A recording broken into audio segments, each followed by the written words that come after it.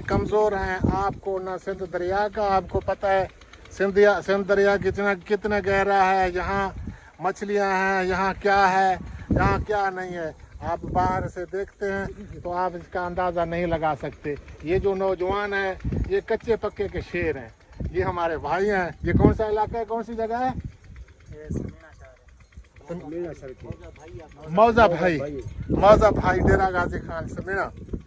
तो सिंधु दरिया है, ये देखो मंझी में भैंस, और ये जनाब माल मवेशी, यहाँ बड़े और लोग बैठे हैं। आपको हम दिखाते हैं, कई जगह पे आपको फ़कीर किस्म के लोग नज़र आएंगे, मगर अंदर से वो फ़कीर नहीं होंगे, वो बड़े लोग होंगे, बड़े बहादुर होंगे।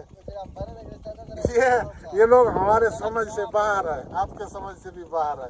लेकिन एक बात है, मेहमान नवाज हैं, सच्चे लोग हैं, ईमानदार लोग हैं। इनके पास जब आप आते हो